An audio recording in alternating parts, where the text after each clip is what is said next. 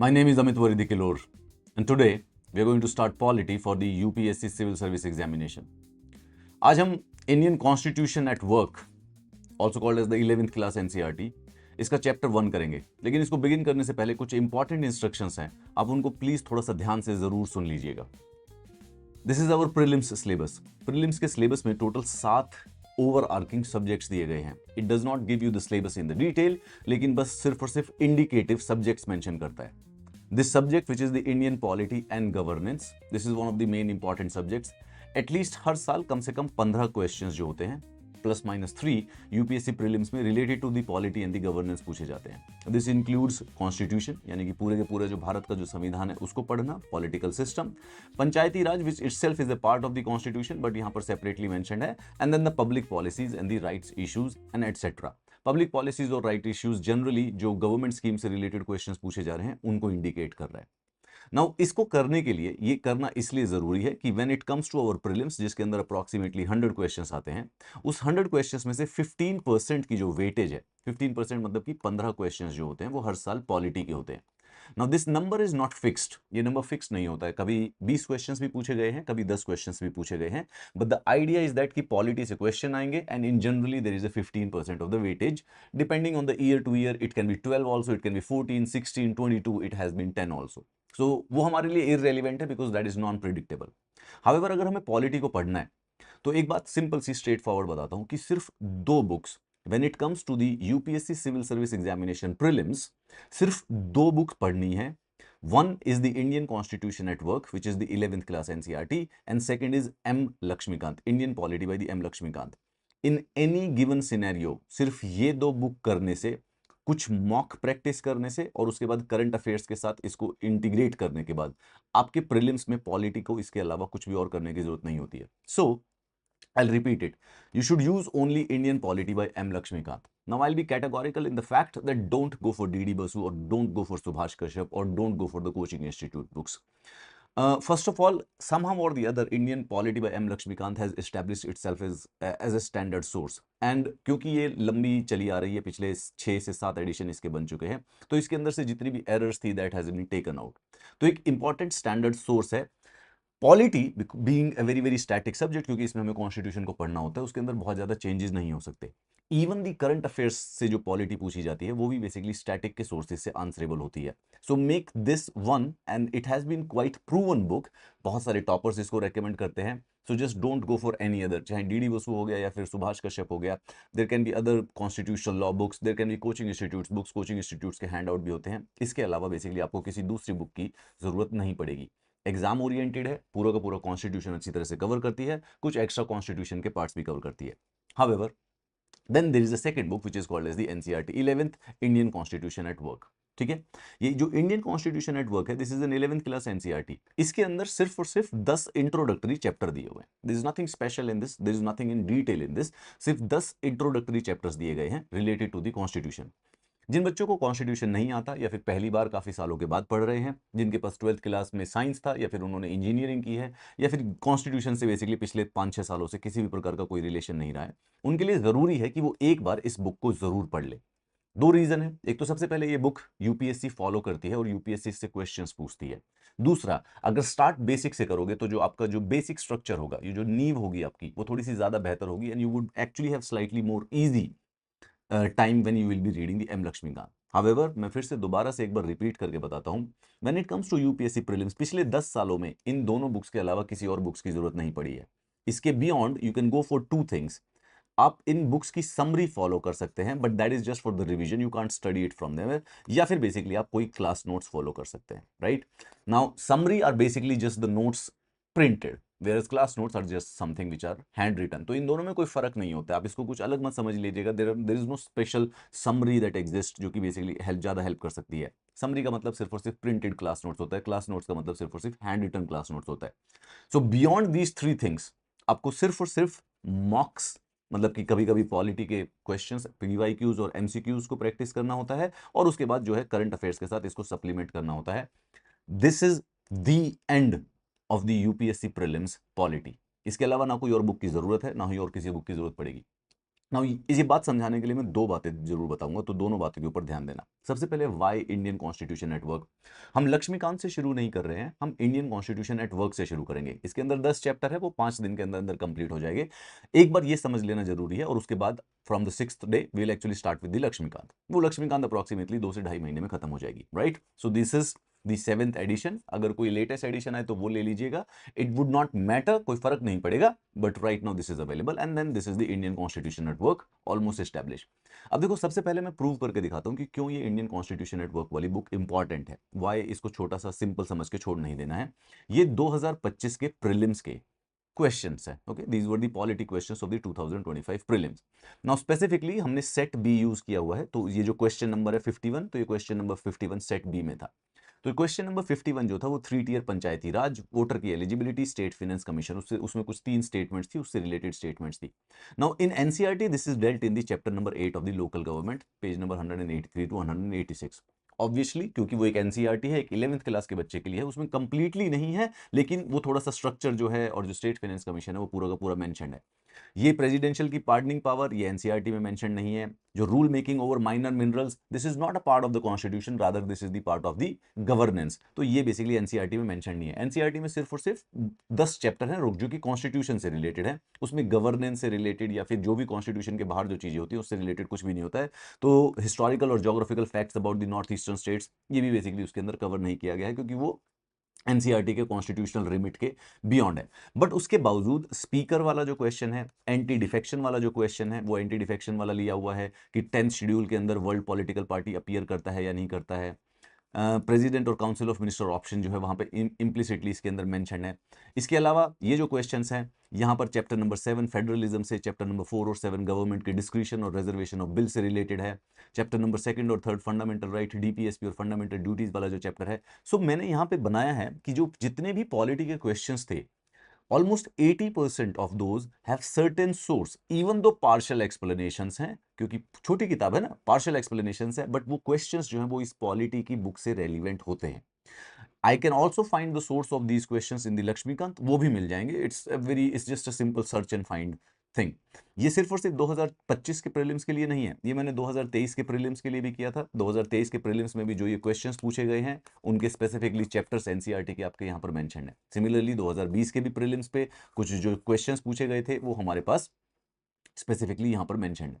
So the thing is this, whether you like it or whether you don't, believe me on the fact that the Indian Constitution at work, you should actually start studying polity from that। उस book से questions आते हैं, उस books में बहुत ज्यादा important references हैं और डेफिनेशंस हैं।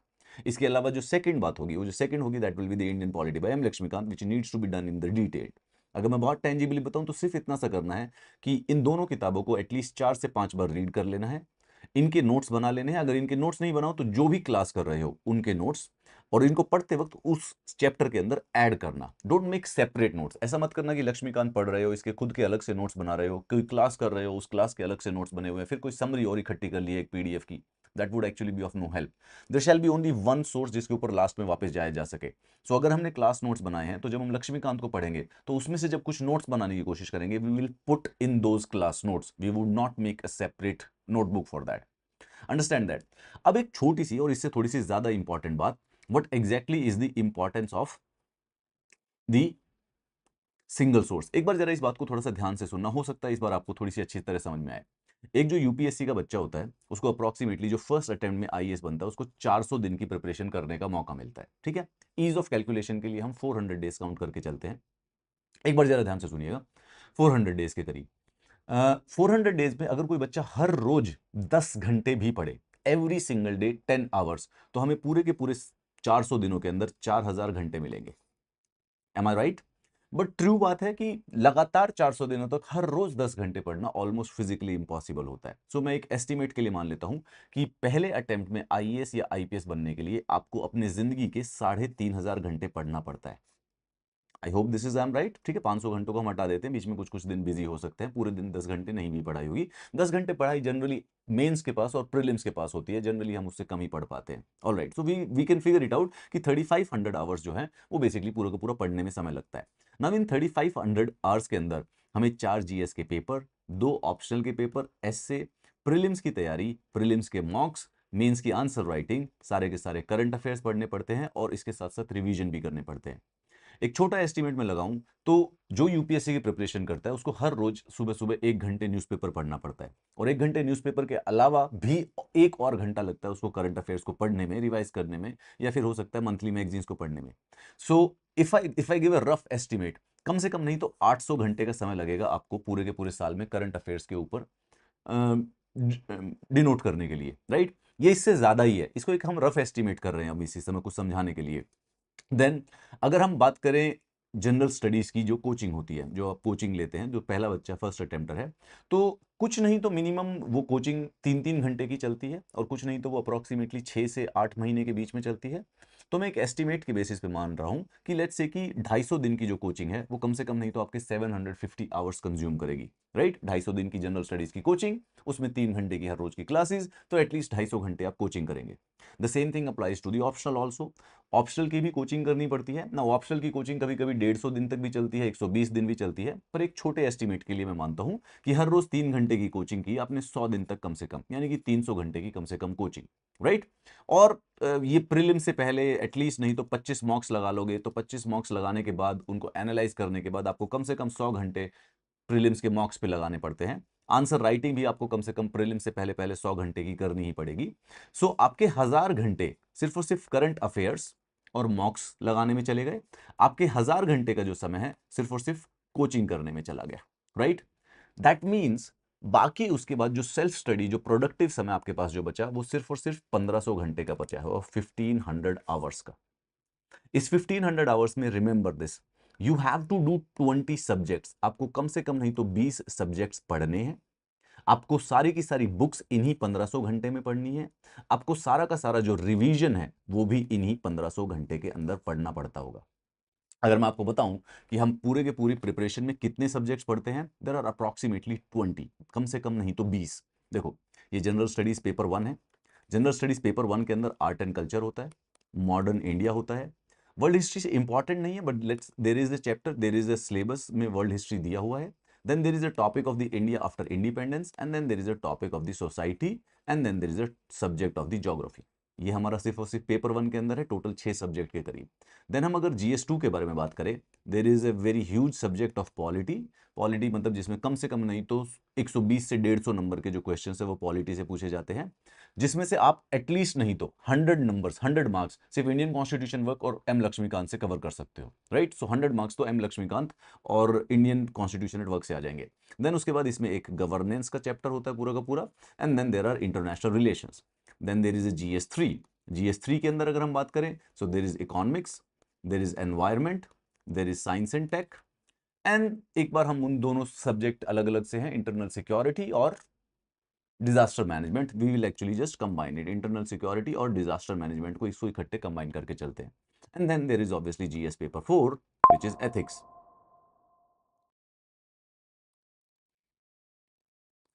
विच इज एथिक्स, राइट। इसके अलावा then there are two paper of the optional, two optionals. Then there is obviously essay paper. There is an essay paper, and then there is a CSET paper which is not included in that. GS तो basically इसी से prepare हो जाता है, but CSET actually में separately हो जाएगा. So 1 2 3 4 6 7 8 9 10 11 12 13 14 15 16 17 and 18, almost 18 subjects. ये सिर्फ और सिर्फ मैं रफ एस्टिमेट पे बता रहा हूँ, and we can obviously have the qualifying paper also. तो जो ये 20 के करीब सब्जेक्ट्स हैं, आपको इन 1500 घंटे में पढ़ने हैं। ये 1500 घंटे में पढ़ने नहीं है, इन 20 के 20 सब्जेक्ट्स की जो बुक्स हैं वो इन 1500 घंटे के अंदर पढ़नी है। साथ ही साथ उसी समय आप अपने खुद के नोट्स भी बनाएंगे, आंसर प्रैक्टिस भी इसी के अंदर इंक्लूडेड होती है, एंड मोर इंपॉर्टेंटली रिविजन्स भी इसी के अंदर इंक्लूडेड होती है। एक छोटे से एस्टिमेट दूं तो एटलीस्ट नहीं तो आपको कम से कम नहीं तो 500 घंटे की रिवीजन करनी ही करनी पड़ेगी। You will have to do at least 500 hours of the revision. तो आपके पास सिर्फ और सिर्फ 1000 घंटे होते हैं पढ़ाई करने के। Now this rough analysis, this is true, आप इसको खुद घर पे बैठ के देखेंगे। So this is what exactly is the structure which will look like. This is just to tell you कि अगर हम कर रहे हैं तो हमें सिर्फ और सिर्फ सिंगल सोर्स ही फॉलो करके ये पेपर क्लियर किया जा सकता है।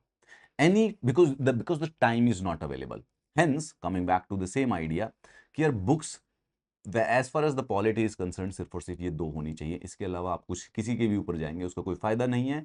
आप पिछले 10 साल के जितने भी पॉलिटी के क्वेश्चंस हैं, you would be able to trace 95% of those questions either in the Indian constitution at work or either in Laxmikanth. There is always going to be 1 or 2 questions जो कि बेसिकली इसमें से नहीं आए होंगे, राइट? सो ये कहने के बाद अगर मैंने इस बात को कंप्लीटली अच्छी तरह से क्लैरिफाई कर दिया है कि we probably need to ensure that we go only for single source, and I'll keep on telling you about the sources of all the subjects, but when it comes to polity specifically pertaining to prelims, 2 books पढ़नी है, class notes हो सकते हैं एक extra और कुछ current affairs हो सकते हैं, एंड देन इसके अलावा मॉक्स हो सकते हैं। These are the 4 things you basically need to be doing when it comes to polity. So hence, this is the reason why we are actually starting the polity Indian Constitution at work today. Now इसके अंदर 10 chapter हैं, एक बार इनको पढ़ लेना, इनको सीख लेना थोड़ा सा ज़्यादा ज़रूरी है, क्योंकि once we will go through that, we will actually have, we'll understand these concepts, what exactly is the executive, what is the legislature. So let's begin the Indian polity for the UPSC Civil Service Examination of the 2026, and I will ensure कि ये 2 books आपके पास इसी channel पर यहाँ पर completely holistically available हो। And how are we going to do this? So this is the 11th class NCERT. इसके अंदर टोटल 10 चैप्टर हैं। ये 10 के 10 चैप्टर हम बेसिकली 5 दिन के अंदर अंदर कर सकते हैं, right? So the first one is the constitution, why and how, and then we will continue with each and one. इसको करने का क्या तरीका है? 2 तरीके से करेंगे इसको। सबसे पहले I will give you that NCERT summary. ये देखिए, सबसे पहले मैंने इन सबके चैप्टर्स की समरी बना ली। It's a very small summary. ये कॉन्स्टिट्यूशन का पहला चैप्टर है, कॉन्स्टिट्यूशन व्हाई एंड हाउ, इसके की टेक अवेज क्या है, व्हाट एग्जैक्टली दिस टेल्स। एक बहुत छोटी सी समरी, बिल्कुल 1 सिंगल पेज की समरी है। I will share it with you, ये पीडीएफ आपको मिल जाएंगे, एंड वी विल इंश्योर कि हम इसको 1 पेज पूरा का पूरा जो है, एक पेज करके इसको exactly page to page, word to word इसको पूरा का पूरा पढ़ें। And you have the doubts, you can always reach out to me. I think that make sense. ठीक है, सबसे पहले even before we start this, मैं एक छोटी सी बात थोड़ी सी और डिस्कस कर लेता हूं। Let's discuss about the polity. Now we have to start doing it. Polity करना स्टार्ट करते हैं। देखो, एक सिंपल सी बात है, हमारे देश का जो गवर्नमेंट है, जो पूरा का पूरा एडमिनिस्ट्रेशन है, उसका स्ट्रक्चर क्या है और उसके रूल्स और रेगुलेशंस क्या हैं, that is written in a book which is called as the constitution of India. Our job as a UPSC civil servant is basically to understand this। ठीक है, इसको कॉन्स्टिट्यूशन ऑफ इंडिया को समझने की जरूरत है। बिफोर, एक लास्ट बात, मैं जो भी पढ़ाऊंगा वो जनरली इंग्लिश मीडियम स्टूडेंट्स के लिए होगा। That would be English medium, क्योंकि पर्सनली मैं खुद हिंदी मीडियम से नहीं हूँ, जो उसमें फ्लुएंसी नहीं है। सो जो बच्चा इंग्लिश मीडियम से बिलोंग करता है या फिर जो इंग्लिश में चीज़ें समझना चाहता है, ये क्लासेस उसके लिए रेलिवेंट है। The person who is doing it for the Hindi medium, उनके लिए रेलिवेंट नहीं हो पाएंगी। We will focus, we will use the jargon words in English, we would probably be using a lot more English, and understanding के लिए हम उसको English में भी बात करेंगे। सो हिंदी मीडियम के लिए ये वाली क्लासेस नहीं है। So nevertheless, coming to the constitution of the India. ठीक है, कॉन्स्टिट्यूशन ऑफ इंडिया के बारे में बात करते हैं। Constitution of India is a book, it's a rule book kind of that defines Indian government structure. अब देखो, हमारे यहाँ पे इंडियन जो गवर्नमेंट है, उसको मैं आपको एक रफ स्ट्रक्चर बताता हूँ क्या होता है। We have created a parliament. हमारे देश के अंदर एक पार्लियामेंट है। पार्लियामेंट का मतलब होता है there is an assembly of people which is called as the Lok Sabha, and then there is an assembly of the people which is called as the Rajya Sabha. Lok Sabha के अंदर 543 मेंबर ऑफ पार्लियामेंट होते हैं और राज्यसभा के अंदर 245 मेंबर ऑफ पार्लियामेंट होते हैं। We in our Indian constitution has a rule, जिस भी पॉलिटिकल पार्टी के पास लोकसभा में मेजॉरिटी होती है, लोकसभा में मेजॉरिटी होने का मतलब है 50% प्लस 1 से ज्यादा मेंबर ऑफ पार्लियामेंट होते हैं, उस पॉलिटिकल पार्टी का जो लीडर होता है that becomes the prime minister, and then the prime minister chooses his council of minister. वो अपना मंत्री परिषद चुन लेते हैं इन्हीं पार्लियामेंट के लोगों से, इन्हीं लोगों से। Like out of these 788 people, these people are also chosen. Now this thing, this in the Indian polity or in polity per se is called as the legislature। legislature एक इंग्लिश का शब्द है, इसका मतलब होता है कि those group of the group of people who make laws, वो वाले लोग जो कि बेसिकली लॉ बनाते हैं, and this is called as the executive।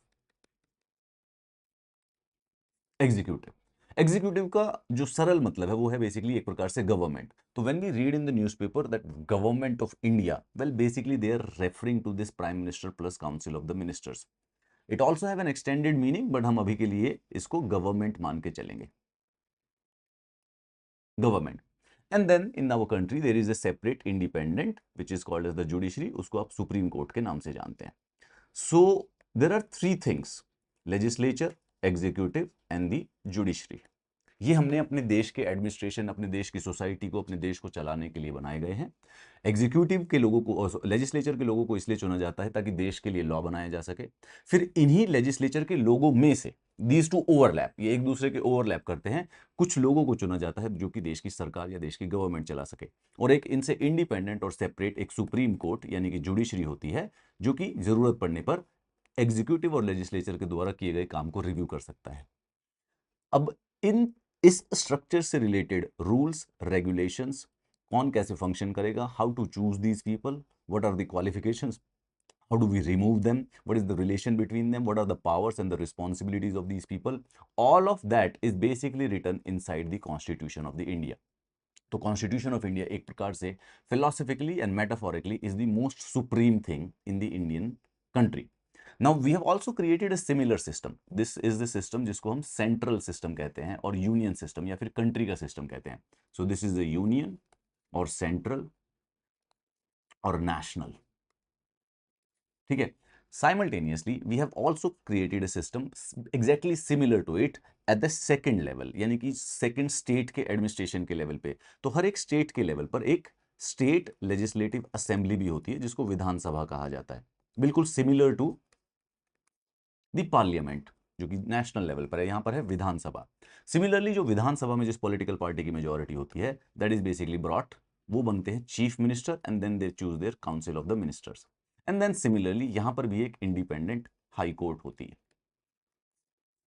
These are the systems which we have basically created at a lower level. ये दूसरे वाला second level पे है. Okay, it's not subordinate as such. ऐसा नहीं है कि उसके नीचे लेवल पे है, बराबर के लेवल पे है, पर हाँ उसको सिस्टम का वर्क और प्रोफाइल को डिफाइन किया हुआ है, वर्क और प्रोफाइल को डिस्ट्रीब्यूट किया हुआ है. So at the national level the people work for the whole country and at the state level people work for the state administration of the state. Then इन दोनों के बीच में क्या रिलेशन होता है, उसको कहते हैं federalism. What is it called as the federalism?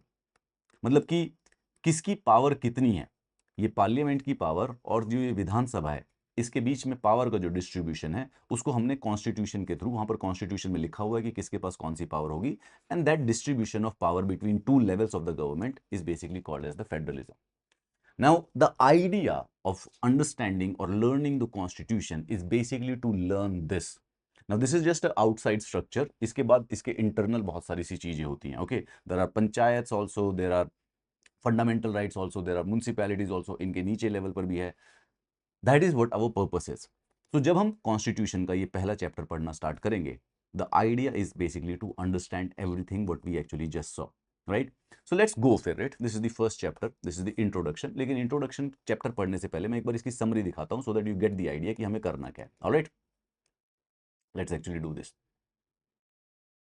And right at the correct moment, हमारा जो Indian Constitution है वो basically hang भी हो गया है. Because if it is the first class and if it doesn't hang, so नजर लग जाती है. Hold on for a sec. Let me just see. Why is it hanging? This is a very, very embarrassing thing. It's not actually even acting anymore. They have decided that they don't need to listen to me. All right, I have absolutely zero idea how to get out of this situation. No, there is no solution out of it. There is probably, I'll have to exit it. I probably have to pause the video. Okay. Surprisingly, I will have to pause the video. So this is the chapter 1 of the Indian Constitution Network. इसके अंदर दो section है. First is Constitution why and how. तो constitution क्या होता है और constitution किस लिए बनाया जाता है, एक छोटी सी इसकी इंट्रोडक्शन है, और दूसरा उसके बाद कॉन्स्टिट्यूशन बना कैसे था. दादा जो लक्ष्मीकांत में making of the Indian constitution वाला चैप्टर है उसके बारे में एक स्मॉल इंट्रोडक्शन दी हुई है. सो कॉन्स्टिट्यूशन होता क्या है और सोसाइटी इसको जरूरत क्यों पड़ती है, इसके टोटल 4 रीजंस दिए गए हैं. एक सोसाइटी के अंदर बहुत ही ज्यादा डाइवर्स सेक्शन ऑफ पीपल होते हैं, अलग अलग इंटरेस्ट होते हैं उनके. If to make them work together हमें कुछ बेसिक रूल्स और रेगुलेशंस बनाते हैं. That is the reason why modern democracies in the modern countries have the constitution. 4 reasons basically, जैसे कि भाई ताकि अगर कॉन्स्टिट्यूशन बनेगा तो जो सिटीजन्स हैं अपने लाइफ्स को कोऑर्डिनेट कर सकेंगे, कौन अपने रूल्स बनाएगा उस देश के अंदर, गवर्नमेंट के ऊपर कुछ लिमिट्स लगा दी जाती हैं फंडामेंटल राइट्स के द्वारा, एंड स्टेट को कलेक्टिव गोल्स को परस्यू करने के लिए कि स्टेट सोशल जस्टिस के लिए काम कर सके, we kind of need the constitution. और एक अच्छा कॉन्स्टिट्यूशन होता कौन सा है, उसके टोटल 5 इफेक्टिव कॉन्स्टिट्यूशन के बेसिकली टेस्ट है। सबसे पहले कॉन्स्टिट्यूशन अच्छा वो है जिसको पॉपुलर लेजिटिमेसी हो, यानी कि एक कॉन्स्टिट्यूशन ऐसे लोगों के द्वारा बनाया जाना चाहिए जिसपे basically majority of the society जो है अग्री करती थी। उसके बाद हर एक रीजन को एक्सेप्ट करने का रीजन होना चाहिए। कॉन्स्टिट्यूशन वही पॉसिबल है जो कि बेसिकली सोसाइटी के अंदर रहने वाला हर एक आदमी, हर एक जो ग्रुप ऑफ पीपल होता है वो उसको एक्सेप्ट कर ले। सो चाहे वो माइनॉरिटी हो, चाहे वो ट्राइबल हो, चाहे वो शेड्यूल्ड कास्ट हो, चाहे वो बेसिकली अपर कास्ट हो, ऐसी चीज कुछ ऐसा लिखा हुआ होना चाहिए कॉन्स्टिट्यूशन में जो कि सबके सब मान ले और किसी की एक डोमिनेशन ना हो permanent. Then fragments the power intelligently. Constitution की एक इंपॉर्टेंट रिस्पॉन्सिबिलिटी होती है कि वो पावर को डिस्ट्रीब्यूट करे, और डिस्ट्रीब्यूट इस प्रकार से करे कि किसी भी प्रकार से कोई भी जहां पर भी पावर मिली है वो उसको मिसयूज ना कर सके। सो चेक और बैलेंसेस बनाए जा सके ताकि एक सिंगल इंस्टीट्यूशन पूरे के पूरे सिस्टम को हाईजैक ना कर सके। देन उसके अंदर ही कॉन्स्टिट्यूशन के अंदर फ्लेक्सिबिलिटी होनी चाहिए, क्योंकि जैसे जैसे समय बदलता है सोसाइटी की, समाज की, लोगों की एस्पिरेशंस बदलती हैं, उनके आइडियाज बदलते हैं। सो कोर प्रिंसिपल्स को गार्ड किया जाना चाहिए परंतु चेंजेस उसके अंदर पॉसिबल होने चाहिए।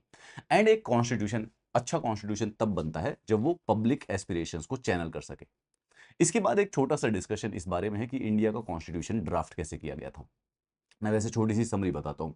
हम जब आज़ादी पाने वाले थे 1947 में, तो उससे एक साल पहले 1946 में एक कॉन्स्टिट्यूंट असेंबली बनाई गई थी अंग्रेजों के द्वारा। That constituent assembly was the one which was responsible for making the constitution. तो वो जो पूरा का पूरा प्रोसेस है, दिसंबर 1946 में इस कॉन्स्टिट्यूंट असेंबली की पहली मीटिंग हुई थी और नवंबर 1949 में कॉन्स्टिट्यूशन बन के पूरा का पूरा तैयार हो गया था। नाउ इस कॉन्स्टिट्यूंट असेंबली के अंदर 299 मेंबर्स थे। तो ये हम पूरा का पूरा प्रोसेस है इसको देखेंगे and then we can actually be done कि ये सिलेबस, ये जो हमारा चैप्टर है इजी है, थोड़ा सा आसान है, सवाल हो जाएगा, खत्म हो जाएगा। Right, let's go for it. Alright, so this is the about the working of the Indian constitution. ये वाला चैप्टर जानने के बाद एक तो हमें कॉन्स्टिट्यूशन का मीनिंग पता चल जाएगा, कॉन्स्टिट्यूशन सोसाइटी के लिए करता क्या है, और कॉन्स्टिट्यूशन बेसिकली सोसाइटी के अंदर पावर को किस प्रकार से एलोकेट करता है, एंड भारत में जो ये कॉन्स्टिट्यूशन था वो बना कैसे था। Let's go with it. Why do we need a constitution, होता क्या है कॉन्स्टिट्यूशन, इसके फंक्शंस क्या होते हैं, ऐसे कौन कौन सी सोसाइटी के अंदर रोल होते हैं, कॉन्स्टिट्यूशन हमारी डेली एग्जिस्टेंस, डेली लाइफ से, क्योंकि हम रोज तो कॉन्स्टिट्यूशन पढ़ते नहीं, तो हमारी डेली लाइफ को किस प्रकार से इफेक्ट करता है। सो एक छोटा सा मेटाफर दिया हुआ है इन्होंने कि सपोज कीजिए कि आप एक बड़े लार्ज ग्रुप के मेंबर हैं, ठीक है। नाउ इस लार्ज ग्रुप के अंदर अलग अलग कैरेक्टरिस्टिक्स होंगे, अलग अलग तरीके से डाइवर्स होंगे, अलग कपड़े पहनते होंगे, अलग हॉबीज होती होंगी, किसी का रिलीजन अलग होगा, कोई हिंदू होगा, कोई मुस्लिम होगा, कोई क्रिश्चियन होगा, some people might actually be atheist also. इसके साथ साथ डिफरेंट पर्सनैलिटीज होंगी, different persons, different abilities, hobbies अलग होंगी, फिल्म फिल्म अलग देखते होंगे, बुक्स अलग देखते होंगे। इमेजिन योर 10 फ्रेंड्स, अपने 10 फ्रेंड या अपनी क्लासरूम को इमेजिन कीजिए जहां पर आप कोचिंग कर रहे हैं, जहां पर पढ़ाई करते थे, जिस कॉलेजेस में थे।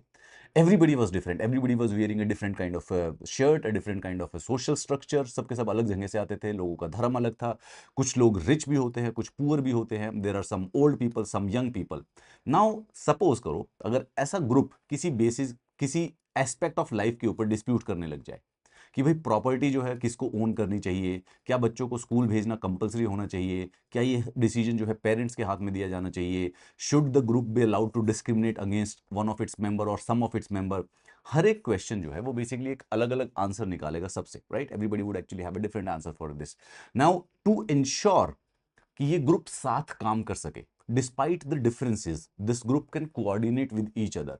हमें किसी ना किसी प्रकार से कोई ऐसा सिस्टम डेवलप करना पड़ेगा कि दे कैन कोऑपरेट, ताकि ये लोग एक दूसरे के साथ पीसफुली रह सके और हमेशा कॉन्स्टेंटली लड़ाई ना करे। नाउ वन में से दैट परहैप्स ये जो ग्रुप है they can agree on some basic rules. The question is that what shall be that basic rule. इस पे एक एग्जांपल लेके देखते हैं। सपोज कीजिए कि एक बेसिकली एक हम रूल लगा देते हैं कि everybody shall have freedom of speech and expression. हर एक आदमी को, चाहे वो किसी भी प्रकार से कोई भी उसके अंदर डिफरेंस हो, सबको बोलने का अधिकार होना चाहिए। नाउ दिस इज समथिंग जिसपे मेजॉरिटी भी एग्री करेगी, जिसपे माइनॉरिटी भी एग्री करेगी, जिसपे डिफरेंट रिलीजन वाले लोग भी एग्री करेंगे, जिसपे डिफरेंट कास्ट वाले लोग भी एग्री करेंगे।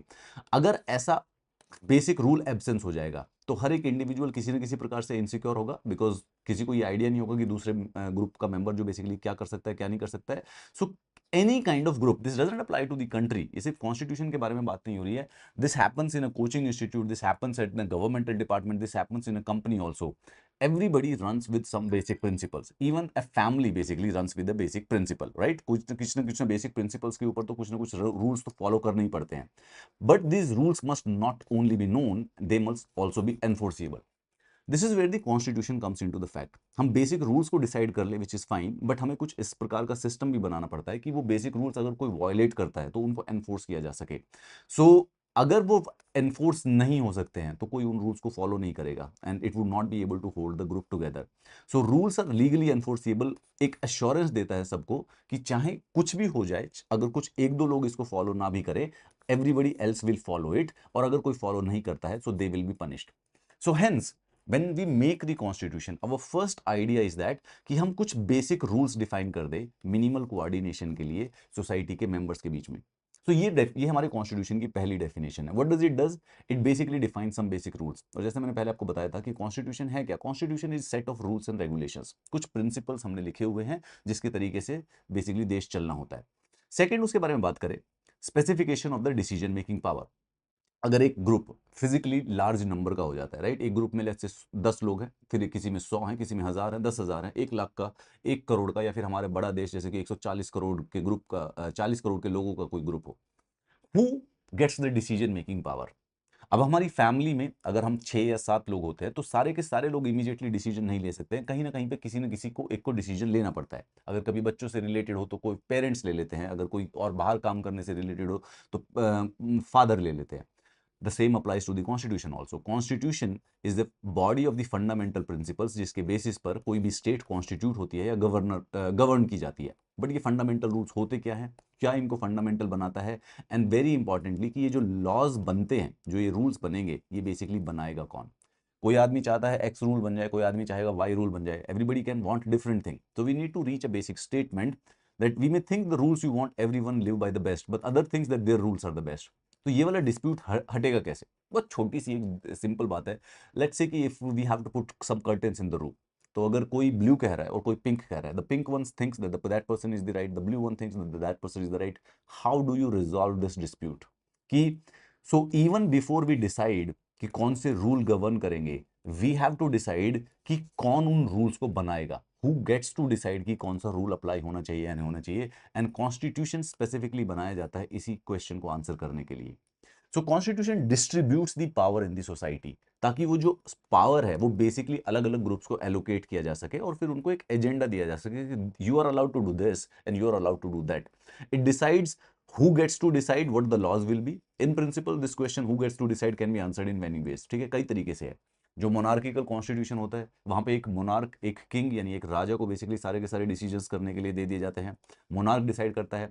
इन सम कॉन्स्टिट्यूशन जैसे कि सोवियत यूनियन का एक सिंगल पॉलिटिकल पार्टी है, उसको ये पावर दे दी जाती है कि वो डिसाइड करे कौन कौन से रूल्स फॉलो होंगे। लेकिन हमारे यूनाइटेड स्टेट्स ऑफ अमेरिका के, यूनाइटेड किंगडम के या फिर यूएसए के जो डेमोक्रेटिक कॉन्स्टिट्यूशंस हैं, broadly speaking the people get to decide. So core मतलब जो कॉन्सेप्चुअल कोर है उसमें लोग, people, human beings, Indian citizens जो होते हैं, they decide which rules basically get applied to. But इतना भी आसान नहीं है। ऐसा नहीं है कि लोगों से बेसिकली रोज रोज पूछा जाता है how the people would decide. कुछ लॉ बनाने के लिए सबके सब अग्री करना चाहिए। Should the people directly vote on each matter, should the people express their preferences by electing their representative. अगर लोग रिप्रेजेंटेटिव एक्ट करते हैं तो ये रिप्रेजेंटेटिव कैसे इलेक्ट किए जाएंगे, how many should be there. So एक छोटा ग्रुप हो अगर 100 लोगों का या 10 लोगों का, तो उसमें इंडिविजुअल डिसीजन मेकिंग भी की जा सकती है, सबसे पूछा जा सकता है। बट हमारी जो डेमोक्रेसीज है वो काफी ज्यादा लार्ज है, जो नंबर ऑफ पीपल होते हैं बहुत ज्यादा लार्ज होते हैं। सो टू इंश्योर कि वो डिसीजंस ले सके, हमने एक सिस्टम डेवलप किया है, the system is that a large number of people choose it's representative, और फिर वो रिप्रेजेंटेटिव जो है वो बेसिकली लॉज को डिसाइड करता है कि कौन कौन से लॉज अपने देश पर अप्लाई होंगे। In Indian constitution for example हर जगह पे, काफी कई जगहों पे स्पेसिफाई है कि parliament of the country will decide the laws and the policies. और पार्लियामेंट का किस प्रकार से ऑर्गेनाइजेशन होगा वो हमने कॉन्स्टिट्यूशन के अंदर डिसाइड कर रखा है कि there is going to be Lok Sabha, there is going to be Rajya Sabha, there is going to be president. We have also defined कि किस प्रोसेस से बेसिकली लॉ बन सकता है। Before identifying a law which is given in the society, we have to identify कि किसके पास authority है, और हमारे यहाँ पर देश में ये पार्लियामेंट के पास अथॉरिटी है। तो parliament is the first place जहां पे देश के अंदर लॉज बन सकते हैं। This is the function of the constitution. It is an authority that constitutes the government in the first place. So when we talk about it, ये जो हम यहाँ पर डिस्कस कर रहे थे, अगर आप इसमें देखेंगे तो इसमें मैंने सबसे ऊपर कॉन्स्टिट्यूशन को रखा हुआ है, right, this is the on the top, even above the parliament. So parliament की भी जो genesis है that lies in the constitution. So the second function of the constitution is that कि to specify who has the power to make decision in a society. It decides how the government will be constituted. लेकिन अगर हम किसी को power दे दें, is there a possibility that they can misuse it? It always remains a possibility. कभी भी किसी के पास पावर चली जाती है तो उसको मिसयूज भी किया जा सकता है. सिमिलरली कॉन्स्टिट्यूशन थर्ड अपना स्टेप करता है जिसके अंदर हम उस पावर के ऊपर भी कुछ लिमिटेशंस लगाते हैं. This is clearly not enough. Suppose we decide कि जिसके पास अथॉरिटी है वो अथॉरिटी अपने अपने अनफेयर लॉज को पास करने लग जाए. Suppose it prohibits you from practicing your religion, for instance. It enjoined that clothes of a certain color were prohibited, that you were not free to sing certain songs. या कुछ भी, मतलब कि किसी ने एक ऐसा लॉ बना दिया कि you can't wear a black color t-shirt, which sounds very unfair at the moment, right? एकदम सुनने में कि what's the specific with the color? नहीं, सिर्फ white color की शर्ट पहन सकते हो, सिर्फ और सिर्फ एक पर्टिकुलर गाने को गा सकते हो, सिर्फ और सिर्फ पर्टिकुलर मूवीज को देख सकते हो. गवर्नमेंट किसी को भी आर्बिट्रली अरेस्ट कर सकती है. कुछ पर्टिकुलर कास्ट के लोगों को बेसिकली कुएं का पानी निकालने के लिए दिया जा सकता है. सो इन दिस कॉन्टेक्स्ट हमें लगेगा कि कुछ तो अनजस्ट हो रहा है, कुछ तो अनफेयर हो रहा है. And even if they were not passed by the government, that come into existence based on certain procedure, there would be something obviously unjust about the government enacting those laws. हो सकता है वो laws तरीके से सही process से बनाए गए हों, लेकिन उसके बावजूद भी ये समझने में, सुनने में, सिर्फ सिमेंटिक्स में भी अनजस्ट लग रहे हैं. So the third function actually constitution का बिकम हो जाता है कि after giving the power, after allocating the power in the society, after deciding who will govern the society, they also need to ensure that there shall be some limits on the power of the government. So constitution कुछ limits डालता है government के ऊपर ताकि वो citizens को basically unnecessarily unjust laws के through threaten या oppress ना कर सके. These limits are fundamental in the sense that the government may never trespass them. और more importantly उन limits को हम fundamental rights कहते हैं. फंडामेंटल इसलिए बोला जाता है that even the most powerful organizations, even the parliament, even the government of the India will not be able to break them or violate them or trespass them. Constitutions limit the power of the government in many ways. एक तो सबसे पहले सबसे simple तरीका तो है कि भाई फंडामेंटल राइट्स को डिफाइन कर देना, जो कि सारे के सारे सिटीजन्स के पास होंगी और किसी भी सिचुएशन में कोई भी गवर्नमेंट जो होगी उन फंडामेंटल राइट्स को वायलेट ना कर सके. हाँ, कॉन्स्टिट्यूशन अलग अलग बनते हैं, सबके अलग अलग है. यूएसए का अलग है, यूके का अलग है, यूनाइटेड क्या नाम है, इंडिया का भी अलग है. अलग अलग फंडामेंटल राइट्स अलग अलग कॉन्स्टिट्यूशन में लिए गए हैं. ठीक है, अपनी अपनी पर्सनल बेसिस पे, पर्सनल प्रेफरेंस के बेसिस पे कुछ किसी को इंपॉर्टेंस दे देता है. For example in United states of America there is a fundamental right that the citizens of the United States of America can bear arms. मतलब कि वो अपने पास हथियार रख सकते हैं, एक्चुअल आर्म्स, गन्स रख सकते हैं. नाउ ये फंडामेंटल राइट यूएसए के सिटीजन्स को अवेलेबल है, बट इंडिया में जब ये हम फंडामेंटल राइट्स को डिफाइन कर रहे थे तो we didn't find it necessary. तो हमारे पास ऐसा कोई फंडामेंटल राइट नहीं है कि भारत के नागरिक हथियार खरीद सकते हैं as a fundamental right. So most constitution कुछ ना कुछ एक बेसिक क्लस्टर ऑफ राइट्स बना लेते हैं जिसको वो प्रोटेक्ट करते हैं. सिटीजन्स इनसे प्रोटेक्ट किए जाते हैं, बिना आर्बिट्रली किसी को अरेस्ट नहीं किया जा सकता है फॉर नो रीजन. ये एक लिमिटेशन है गवर्नमेंट की पावर के ऊपर. कुछ बेसिक लिबर्टीज मिलती हैं, फ्रीडम ऑफ स्पीच की, फ्रीडम ऑफ कंसाइंस की, फ्रीडम ऑफ एसोसिएशंस की, कोई भी ट्रेड या बिजनेस, कोई भी प्रैक्टिस, कोई भी प्रोफेशन करने की. In practice these rights can be limited. जरूरत पड़ने पर ये राइट्स भी जो होते हैं ये भी लिमिट किए जा सकते हैं नेशनल इमरजेंसी के दौरान. कॉन्स्टिट्यूशन वो सब सर्कमस्टेंसेज मेंशन करता है किस सर्कमस्टेंसेज में राइट्स को लिमिट करना है और किस सर्कमस्टेंसेज में उन पे सिर्फ रीजनेबल रिस्ट्रिक्शंस लगेंगी और किन सर्कमस्टेंसेज पे उनको गवर्नमेंट ट्रेसपास नहीं कर सकती है. Then aspirations on the goal of the society. After these three important things, after defining some basic rules of the society, after allocating the powers in the society, and after putting limits on the powers of the society, the thing is that कि एक constitution बनाया जाता है ताकि वो aspirations को define कर सके. जितने भी ओल्डर कॉन्स्टिट्यूशन है वो जनरली स्पीकिंग, ओल्डर का मतलब कि जैसे कि यूएसए का हो गया या फिर यूनाइटेड किंगडम का हो गया, those are slightly older constitution. उसमें सिर्फ और सिर्फ डिसीजन मेकिंग पावर और कुछ लिमिट्स डाली हुई हैं गवर्नमेंट पावर के ऊपर. पर जैसे जैसे 20th सेंचुरी में जितने भी कॉन्स्टिट्यूशन बने हैं, and the case in point is the Indian constitution, वो एक एनेबलिंग फ्रेमवर्क देते हैं गवर्नमेंट को भी कुछ पॉजिटिव करने के लिए, सोसाइटी के लिए और कंट्री के लिए, to express the aspirations and the goals of the society. And in this context Indian constitution is basically very innovative. कि हमारे यहाँ पर constitution was particularly innovative in the sense कि societies with deep entrenched inequalities of various kinds will not only have to set limits, they will also have to enable and empower the government to take the positive measures. So जब United states of America constitution बना रहा था, so that was like 1789 में जब उन्होंने constitution बनाया, सो they just उनके constitution में सिर्फ और सिर्फ रूल्स, बेसिक रूल्स लिखे हुए हैं और गवर्नमेंट के स्ट्रक्चर को डिफाइन किया गया है, कुछ फंडामेंटल राइट्स लिखे गए हैं. बट जब इंडियन कॉन्स्टिट्यूशन बना तो इंडियन कॉन्स्टिट्यूशन ने अपनी इंडियन सोसाइटी के अंदर जो प्रीवियस इनइक्वालिटीज थी उनको देखते हुए कॉन्स्टिट्यूशन के अंदर गवर्नमेंट के ऊपर रिस्पॉन्सिबिलिटीज भी दी हैं कि वो उनको चेंज कर सके, उनको मतलब गवर्नमेंट को एनेबल और एम्पावर किया गया है कि they can bring some positive changes in the society. Now India एक ऐसी सोसाइटी बनना चाहता है जिसके अंदर कास्ट डिस्क्रिमिनेशन ना हो, और अगर हम ऐसी सोसाइटी बनना चाहते हैं, अगर ये हमारी सोसाइटी की एस्पिरेशन है, तो गवर्नमेंट के पास भी पावर होनी चाहिए कि वो कुछ स्टेप्स ले सके इस गोल को अचीव करने के लिए, राइट। सिमिलरली साउथ अफ्रीका के बारे में बात करें जिसका कॉन्स्टिट्यूशन 1994 में बना है। साउथ अफ्रीका एक ऐसा देश था जहां पर रेशियल डिस्क्रिमिनेशन की बहुत डीप हिस्ट्री थी, तो जब उनका कॉन्स्टिट्यूशन बना तो दे एम्पावर्ड द गवर्नमेंट कि गवर्नमेंट स्टेप्स ले सके रेशियल डिस्क्रिमिनेशन को एंड करने के लिए। More positively, Constitution may enshrine the aspirations of the society. The framers of the Indian Constitution ने क्या किया कि हर एक इंडिविजुअल सोसाइटी में उनके लिए कोशिश करनी चाहिए कि every single citizen of the India possible हो उसके लिए एक डिग्निटी की और एक सेल्फ रिस्पेक्ट की लाइफ जीने के लिए, ताकि उनका मिनिमम वेलबींग और एजुकेशन की केयर किया जा सके। And I would actually tell you students, self respect is tremendously important. कभी कभी हम जिंदगी में हमारी सेल्फ रिस्पेक्ट खो देते हैं for certain circumstances, for certain reasons. But whenever you get the chance to reclaim your self-respect, never back down. Take it, get it. There would be few people who are going to be against you. Just never back down. Self-respect and self-esteem is the most important thing that a human being can have. Or the rest of the things, the material possessions, the money and the fame, all of those are basically secondary. The first thing, my dear friends, self-esteem and self-respect. Never compromise on that. It is not going to be worth for it. Indian constitution government को enable करता है कि वो welfare measures ले सकते हैं जो कि लीगली एनफोर्सेबल होते हैं, so that every Indian citizen can live A life of social self respect और मिनिमल डिग्निटी।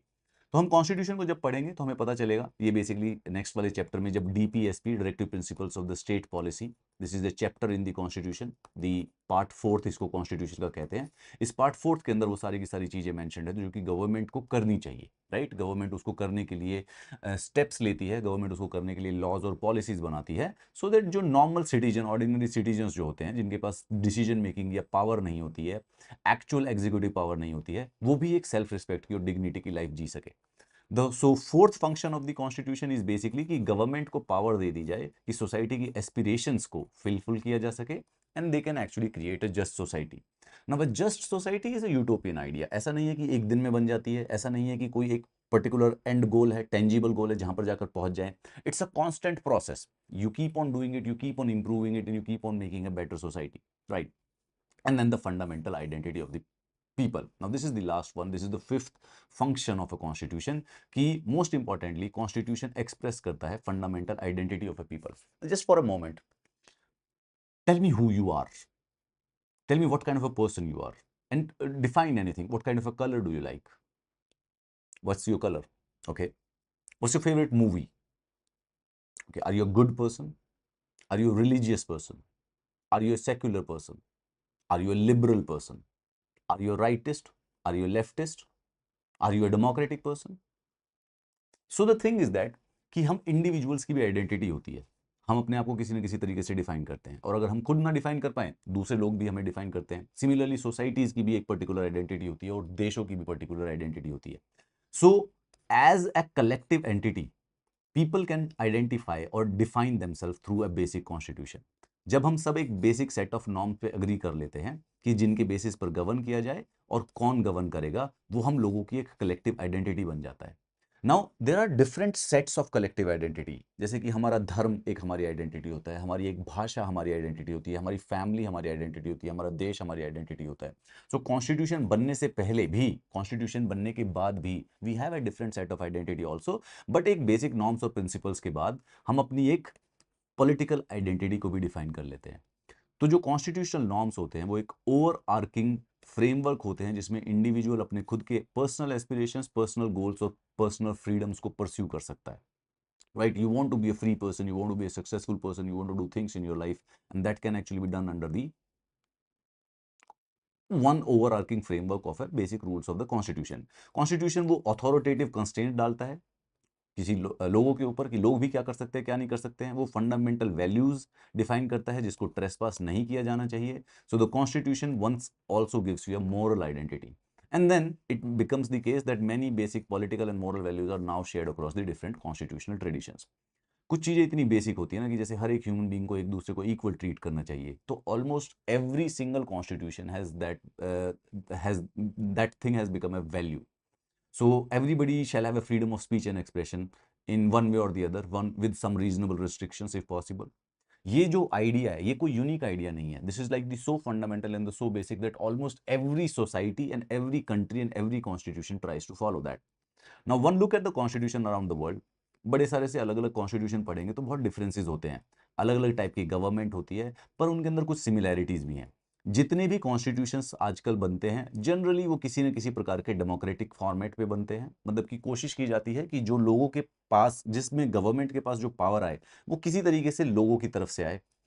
कुछ ना कुछ बेसिक राइट्स जो होते हैं उनको प्रोटेक्ट करने का कुछ सिस्टम बनाया जाता है. But constitution are different in the way they embody the conception of the national identity. ठीक है, क्योंकि जो नेशनल आइडेंटिटी होती है वो हमारे हिस्टोरिकल वेरिएबल्स के ऊपर डिपेंड करती है. German identity was constituted by being ethnically German. तो मतलब फॉर एग्जांपल जर्मन कौन होता है? जर्मन वो होता है जो बेसिकली वहीं पर पैदा हुआ है, एथनिकली वहां पर रहा है. Constitution gives expression to this identity. Bharat का संविधान बोले, भारत के संविधान में एथनिसिटी को बेसिकली सिटीजनशिप का क्राइटेरिया नहीं बनाया गया. अलग अलग नेशंस जो होते हैं अलग अलग कॉन्सेप्शंस रखते हैं आइडेंटिटी की. The relationship with the different regions of a nation and the central government should be. और ये जो रिलेशनशिप है, this constitutes the national identity of the country. Progress को हम थोड़ी देर में चेक करेंगे. The authority of the constitution. अब मेरी खुद बस एक बेसिक आइडिया है, अगर आप सच में पढ़ाई करना चाहते हो और अगर आप सच में क्या नाम है, पॉलिटी को अच्छी तरह से करना चाहते हो, सो while you do this book with me, कोशिश करना कि ये छोटे छोटे कॉन्स्टिट्यूशन के जो ये छोटे छोटे इंटरनल क्वेश्चंस पूछे जाते हैं आप इनको आंसर कर ले. यूपीएससी इन्हीं क्वेश्चंस के आंसर्स को अपने मेंस के आंसर्स के अंदर ढूंढता है. So what is a constitution? Can you right those 5 points which I told you? बहुत ही सरल है, लिखने में पहले डिफिकल्टी आएगी, बट अगर आप एक बार देख देख के भी लिखना स्टार्ट कर दोगे तो दैट ब्लॉक, जो वो ब्लैंक पेपर की एंजाइटी होती है, वो ब्रेक कर देगी. Constitution is basically a set of rules and principles to govern a group of people. Constitution is the way to allocate the power in the society and also limits the powers of the governments over the citizens. It also defines the fundamental rights of the citizens. It also defines the aspirations and goals of the society and the country. सो ये छोटा सा, जैसे अभी हम what is constitution हम जब सोचते हैं तो हमें कभी कभी आंसर नहीं आता है, पर जैसे मैंने अभी आपको 4 या 5 पॉइंट बताए, अगर आपको खुद भी ना आए तो उनको कहीं से किताब खोल के उसको देख के एक बार लिखने की कोशिश करो. बट अगर साथ साथ करोगे तो you will probably go slightly farther, थोड़ा ज़्यादा अच्छी तरह से याद होगा. So constitution is a compact document that comprises a number of articles about state, specifying how the state is to be constituted और कौन कौन से नॉर्म्स फॉलो करने चाहिए. जब हम कॉन्स्टिट्यूशन ऑफ ए कंट्री के बारे में बात करते हैं तो we are talking about a document. तो कॉन्स्टिट्यूशन एक लिटरल बुक का नाम होता है, एक पर्टिकुलर टेंजिबल बुक जिसको हम रेफर करते हैं उसको कहते हैं कॉन्स्टिट्यूशन. इसको कहा जाता है रिटन कॉन्स्टिट्यूशन. ठीक है, ये यूएसए में है, इंडिया में है. We have actual book which is named as the constitution of the India. कुछ कंट्रीज हैं जैसे कि United Kingdom also. United Kingdom में अनरिटन कॉन्स्टिट्यूशन है. नाउ अनरिटन कॉन्स्टिट्यूशन का मतलब ये होता है एक सिंगल डॉक्यूमेंट नहीं है गवर्नमेंट के रूल्स और रेगुलेशंस को डिफाइन करने के लिए. सो देर इज अ डॉक्यूमेंट जो कि कुछ डिफाइन करता है लेजिस्लेचर के rules. There is a document जो कि गवर्नमेंट की पावर्स को डिफाइन करता है. There is a different document जो कि फंडामेंटल राइट्स को डिफाइन करता है. There is a different document जो कि जुडिशरी को डिफाइन करता है. There is a different court judgment जो कि जुडिशरी की कोई पावर को डिफाइन करता है. मतलब there are multiple documents, it's all written, but वो मल्टीपल डॉक्यूमेंट्स है, hence it's called as the unwritten constitution. Whereas in India, most of the things are basically just codified into a single document called as the Constitution. So it happens in the USA also. तो उनके पास series of document और decision है जिनको collectively हम constitution कहते हैं. सो अगर हम बात करें, सो कॉन्स्टिट्यूशन वो डॉक्यूमेंट होता है या फिर सेट ऑफ डॉक्यूमेंट्स भी हो सकता है which seeks to perform those 5 function जो कि अभी अभी हमने डिस्कस किया. Now the question is very important. क्या सिर्फ और सिर्फ कुछ चीज को लिख देना वर्थ इट होता है? For example, if you just think on your mind कि मैं पूरे के पूरे साल पढ़ूंगा, will it be worth it? या फिर सिर्फ और सिर्फ टाइम टेबल बना लेना आपको बेसिकली पेपर क्लियर कर देगा. सो कॉन्स्टिट्यूशन देखा जाए तो they are just words existing on a paper, nothing special about it. The question is this, constitution effective कैसे होता है and what makes it effective? बनता कैसे इफेक्टिव? अच्छा कॉन्स्टिट्यूशन होता कैसे है? Now that also depends upon many factors. ठीक है, सबसे पहले वो भी कई सारी चीजों पर डिपेंड करता है. ना first of all, the first thing which makes a constitution actually effective, जैसे आपको इसमें एनालॉजी लेके चल सकते हैं कि कोई बच्चा पढ़ने के लिए यूपीएससी की प्रिपरेशन कर रहा है, तो सिर्फ और सिर्फ टाइम टेबल बनाना जरूरी नहीं है, टाइम टेबल को इफेक्टिव होना जरूरी है। कैसे होगा कि अगर हमने वहां पे 6 से 8 घंटे पढ़ने का प्लान बनाया है, तो एक्चुअली में टेबल पे 6 से 8 घंटे पढ़ने का प्लान बनाए। सिमिलरली कॉन्स्टिट्यूशंस तब इफेक्टिव होते हैं जो उसके मोड ऑफ प्रोमलगेशन का मतलब किस तरीके से बना था वो। अगर वो पॉपुलरली का मतलब अगर बहुत सब लोगों के कंसेंट से बना है, तो ज्यादातर इफेक्टिव देखा गया है। सो कॉन्स्टिट्यूशन बना कैसे है, comes into being who crafted the constitution, और जो जिन लोगों ने बनाया था उनके पास किस प्रकार की अथॉरिटी थी। बड़े देशों में कॉन्स्टिट्यूशन अभी भी डिफंक्ट है, यानी काम नहीं कर रहे हैं। क्यों? क्योंकि वो किसी मिलिट्री लीडर ने बनाए थे या किसी नॉन पॉपुलर लीडर ने बनाए थे, जिनके पास पावर नहीं थी सारे के सारे लोगों को साथ चलने की। ज्यादातर जहां पर देखा गया है द सक्सेसफुल कॉन्स्टिट्यूशन, जैसे कि इंडिया का, साउथ अफ्रीका का या फिर यूनाइटेड स्टेट्स ऑफ अमेरिका का, they were made after long struggle, काफी लंबी बड़ी अच्छी नेशनल मूवमेंट्स बनने के बाद, चलने के बाद बेसिकली वो बने थे। इंडिया का कॉन्स्टिट्यूशन फॉर्मली दिसंबर 1946 से नवंबर 1949 के बीच में बना था। सो अगर आपसे कोई पूछे कि इंडिया का कॉन्स्टिट्यूशन बनने में कितना समय लगा था, तो it took 2 years 11 months and 18 days, ये समय लगा था। Okay, this was it. And कैसे बना है ये स्पेसिफिकली ये 9 दिसंबर 1946 से लेके 26 नवंबर 1949 तक के डेज को काउंट करते हैं। अब constitution commences from the 26 of January, ये 26 जनवरी 1950 को कमेंस हुआ था, ठीक है। लेकिन दैट इज द बिगिनिंग और the starting date of the constitution. बन के जो उसकी तैयारी हो गई थी वो 26 नवंबर 1949 को हो चुकी थी। सो ये बना इस दौरान है, इस 3 साल के दौरान। But the ideas and the values and the provisions of the constitution वो डिराइव करते हैं पिछले 40-50 सालों की नेशनलिस्ट मूवमेंट से, जिसके अंदर इंटरेस्टिंगली एक इस प्रकार की एबिलिटी थी कि जो अलग अलग इंडिया के सेक्शंस के लोग थे, अलग अलग जो इंडिया के अंदर इंटरेस्ट थे, उन सबको इकट्ठे लेके साथ चले। This is the reason why Indian constitution has been so successful in last 75 years, because the Indian constitution drew enormous legitimacy. हमारे को लेजिटिमेसी मिली इंडियन कॉन्स्टिट्यूशन को because it was drawn by the people जिनके पास public credibility थी, जो कि negotiate कर सकते थे और एक wide cross section of the society के अंदर रिस्पेक्ट को कमांड करते थे। Now, the final document reflected the broad national consensus at that time. कुछ कंट्रीज के जो कॉन्स्टिट्यूशन है वो एक रेफरेंडम से बने हैं, जहां पे सबके सब लोग वोट करके उसकी डिजायरेबिलिटी बताते हैं। ना भारत का संविधान पे कभी भी रेफरेंडम नहीं किया गया है, लेकिन उसके बावजूद भी it had a immense and huge enormous public authority.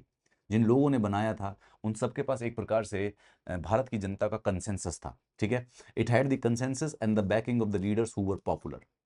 खुद कॉन्स्टिट्यूशन में रेफरेंडम नहीं हुआ, लेकिन people adopted it as their own by abiding by their provisions. Retrospect में हम ये भी कह सकते हैं कि हमारा कॉन्स्टिट्यूशन सफल इसलिए रहा कि जिस भी प्रकार से वो बना था वो फाइनली लोगों ने उसको अपनी तरफ से एक्सेप्टेंस दी और अपनी तरफ से अडॉप्ट कर लिया। वो उसकी तरफ से कभी भी उस पर डिसकंटेंट नहीं हुआ। The authority of the people, जो लोग कॉन्स्टिट्यूशन बनाते हैं, वो बेसिकली एक प्रकार से डिटरमिन करता है कि वो कॉन्स्टिट्यूशन कितना सक्सेसफुल होगा और कितना फेल होने के चांस है। तो जो मिलिट्री लीडर्स के द्वारा जनरली जो भी कॉन्स्टिट्यूशन बनाए गए हैं, या एक सिंगल किंग या मोनार्क, एक अनपॉपुलर किंग के द्वारा जो भी कॉन्स्टिट्यूशंस बनाए गए हैं, किसी डिक्टेटर के द्वारा जो कॉन्स्टिट्यूशन बनाए गए हैं, we have seen historically that they generally fail.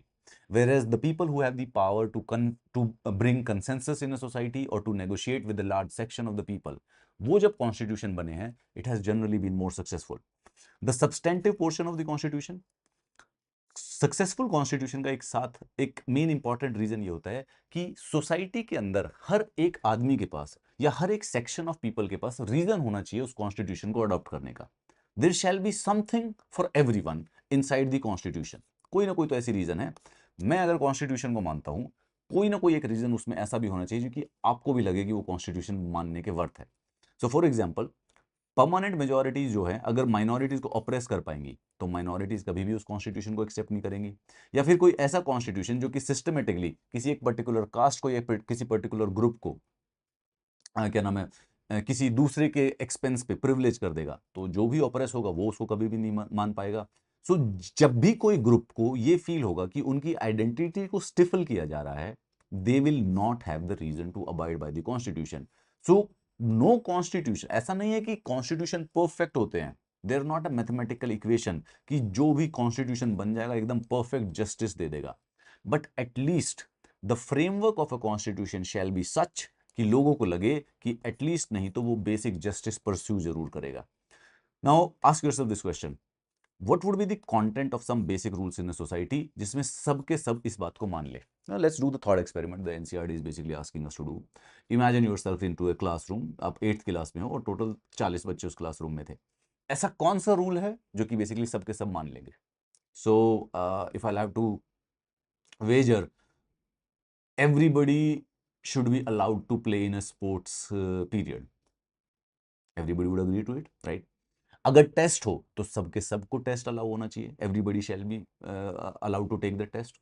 Make sense, right? ऐसा नहीं है कि भाई 2-3 लोगों को छोड़ दो, उनका टेस्ट मतलब बाकी सिर्फ और सिर्फ 35 बच्चों का ले लो, you would not agree to that. But अगर सबका टेस्ट हो रहा है तो everybody can agree to this. अगर सबका स्पोर्ट्स पीरियड है तो everybody can agree to this.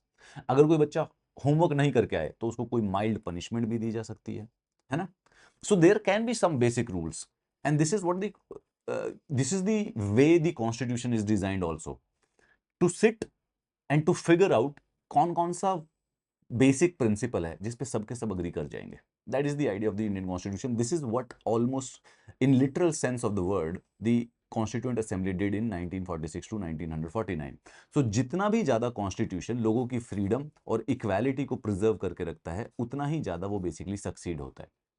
So Indian constitution does give everybody a reason to go together. अब देखो ये मेंस का क्वेश्चन बन सकता है, ठीक है? Does the Indian Constitution, broadly speaking, give everyone reason to go along with these broad qualities? Well, it actually does. But what are you going to write if it is discussed? अगर ये question mains में पूछ दिया जाए तो आप लिखोगे क्या? हमें फंडामेंटल राइट्स को मेंशन करना है। फंडामेंटल राइट्स को, यूनिवर्सल एडल्ट फ्रेंचाइज को, राइट टू इक्वालिटी को, right to freedom of speech of expression को, राइट टू रिलीजन को, क्या कहते हैं, right to life and liberty को, because those are the basic rules जिस पे सबके सब अग्री करते हैं and that is the reason for the success of the Indian constitution also. Yes, it's not perfect. Yes, it's not ideal. Yes, it's not utopian. However, it constantly strives for that perfection.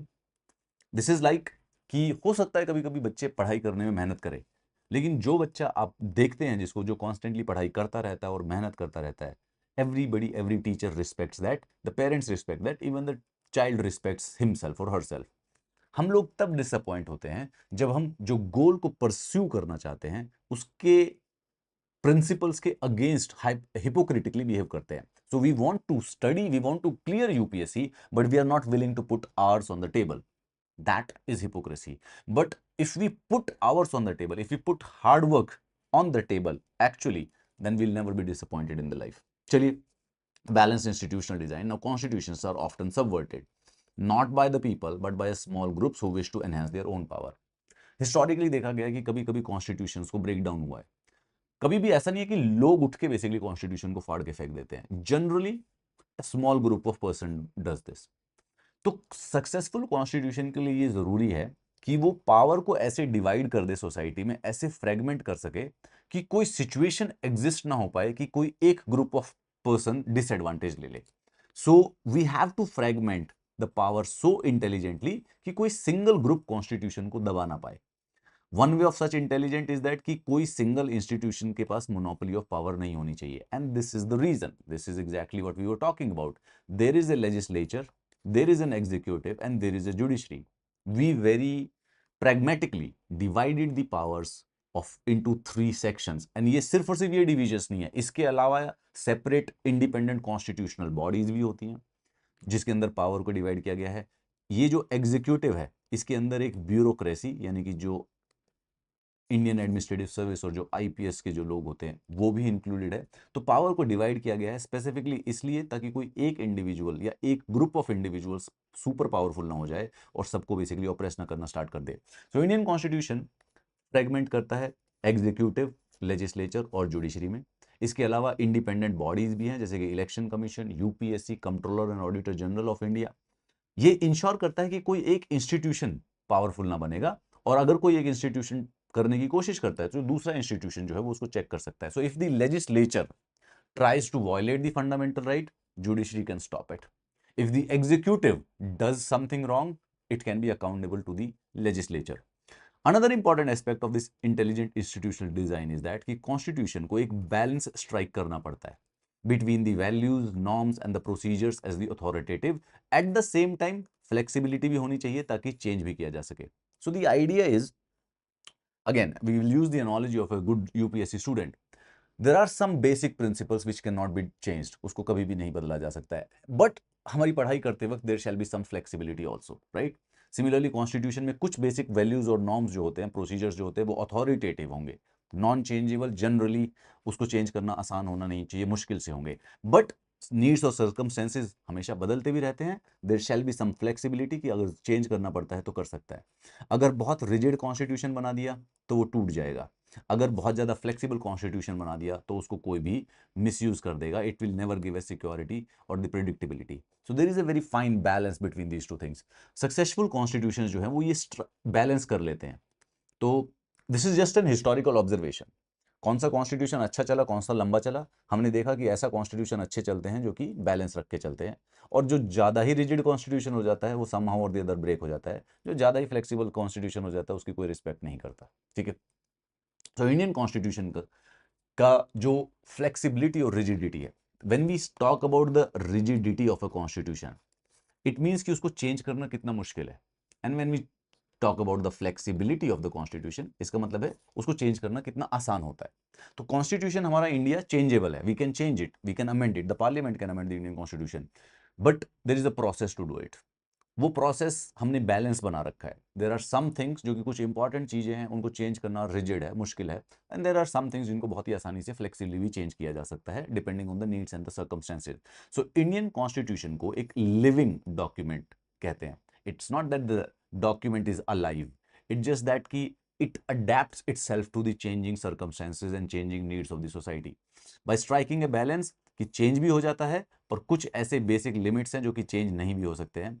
Constitution हर समय, हर decade के लिए और हर generation के लिए relevant रहता है. So constitution has ensured that it will survive as a document which will be respected by the people. Imagine, हम ऐसी कोई भी चीज यूज नहीं करते हैं जो कि हमारे दादाजी या फिर ग्रेट ग्रैंडफादर यूज करते थे. वो जो कपड़े पहनते थे हम वो नहीं पहनते हैं, वो जो बुक्स पढ़ते थे वो हम नहीं पढ़ते हैं. तो एक ऐसा कॉन्स्टिट्यूशन जो कि 75 साल पहले बना था, हम उसको फॉलो क्यों करेंगे? Because this has been made in a manner that it basically adapts it to the modern times also. This arrangement ensure कि ना तो कोई सेक्शन या ग्रुप इसको सबवर्ट कर सकता है. सो कॉन्स्टिट्यूशन की अथॉरिटी के लिए हमें 3 क्वेश्चन पूछने पड़ेंगे. जो कॉन्स्टिट्यूशन बनाया, क्या वो क्रेडिबल लोग थे? This question will be answered in the remaining part. Making of the constitution वाली बात पे ये बता रहे हैं कि वो कौन लोग थे, कॉन्स्टिट्यूएंट असेंबली कैसे बनी थी. Second, did the constitution ensure कि पावर को इंटेलिजेंटली ऑर्गेनाइज किया जाए. मोस्ट इंपॉर्टेंटली कॉन्स्टिट्यूशन ने किस किस को क्या क्या बेसिक रीजंस दिए हैं बनाने के. Most of this book is about this question. And also the constitution the locus of the people hopes and the aspirations. क्या ये कॉन्स्टिट्यूशन आपके जीवन के जो गोल्स हैं, जो आइडियल्स हैं, उनको कहीं पर परसीव करके क्या उसके अकॉर्डिंगली अलाइन करता है? When you have been living in this country from last 20-21 years, पिछले 25-20 सालों से आप इस देश में रह रहे हो, क्या आपको कभी लगा कि ये देश रहने लायक है? क्या आपको कभी लगा कि आप जो भी सोच रहे हो, आप जो चाहते हो वो इस देश में पा सकते हो? क्या आपको वो फ्रीडम है? क्या आपको वो रिस्ट्रिक्शंस हैं? Do you like the country? Do you want to change the things which you don't like? Are you allowed to change the things which you don't like? The answers to most of these questions will obviously be answered by the end of this book, but in short, the answer is yes.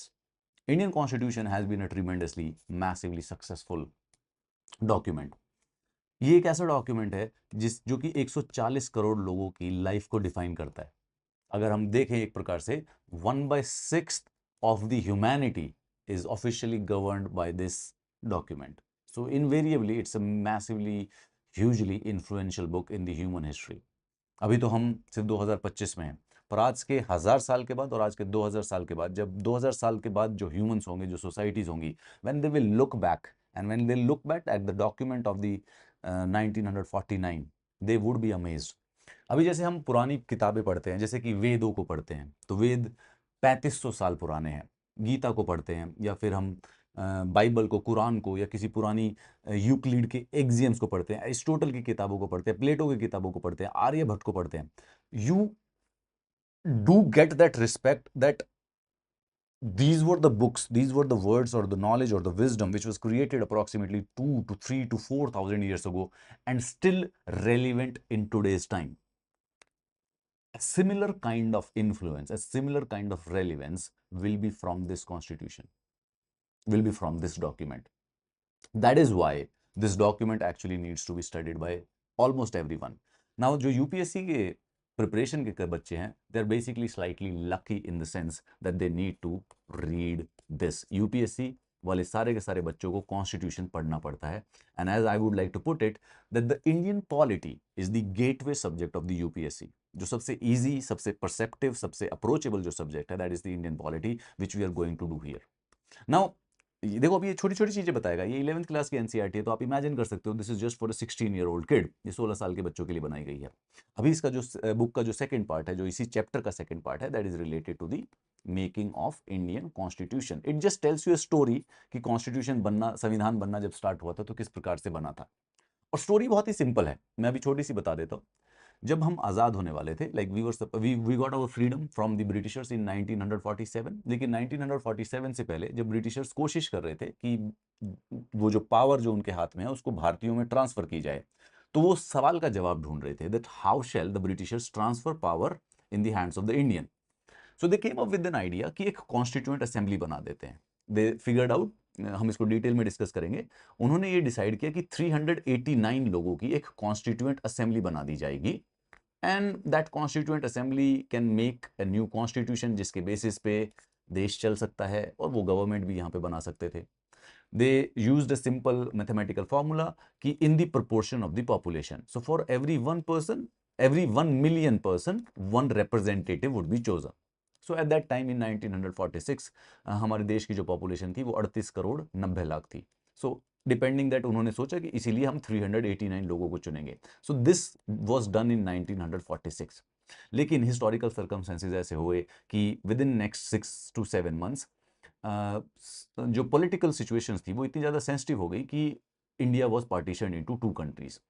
तो जब 1947 में partition हुआ तो ये 389 लोग भी divide हो गए. ठीक है, ये कॉन्स्टिट्यूएंट असेंबली पहले ही बन गई थी, लेकिन भारत का पार्टीशन होने के बाद ये भी डिवाइड हो गई. तो जो ज्योग्राफिकल एरियाज पाकिस्तान के हिस्से में आए, वहां से जिन जिन लोगों को चुना गया था वो पाकिस्तान की कॉन्स्टिट्यूएंट असेंबली बन गई, और जो इंडिया की ज्योग्राफी से लोग चुने गए थे वो इंडिया की कॉन्स्टिट्यूएंट असेंबली बन गई. So after 1947 299 people became the constituent assembly of the India. Then they started working. And जैसे आज हमारा पार्लियामेंट काम करता है, डिबेट से, डिस्कशन से, नेगोशिएशन से, उसी प्रकार से ये कॉन्स्टिट्यूएंट असेंबली थी जिन्होंने कॉन्स्टिट्यूशन बनाया. सो कॉन्स्टिट्यूशन के अंदर जितनी भी चीजें हैं, each and every was discussed by these 299 people and then agreed upon. जब उन्होंने अग्री कर लिया तो फिर उसको ऐड कर दिया. At this moment when these people, इन्होंने कॉन्स्टिट्यूशन को जब बनाया था, तो मैं आपको बता दूं, ऑफिशियली हम बात करते हैं कि this started on the 9th of December 1946. ये ऑफिशियल डेट है, कॉन्स्टिट्यूएंट असेंबली की पहली मीटिंग थी. तो अगर हम ये सोचें कि कब से कॉन्स्टिट्यूशन बनना स्टार्ट हुआ था, this is the date that is considered. और उसके बाद आज़ादी के बावजूद भी ये बनता रहा. तो ये बन के तैयार हो गया 26 नवंबर 1949 को. 26 ऑफ द नवंबर 1949 को बन के तैयार हो गया था. फिर 2 महीने बाद 26 जनवरी 1950 से ये कमेंस हो गया था. Okay, this so it took, हमें अप्रोक्सीमेटली 3 साल का समय लगा था कॉन्स्टिट्यूशन बनाने में. जिस दिन कॉन्स्टिट्यूशन यहाँ पे बन के तैयार हुआ था, उस दिन कॉन्स्टिट्यूशन के अंदर टोटल 22 पार्ट थे, 22 parts. So constitution is divided into separate chapters.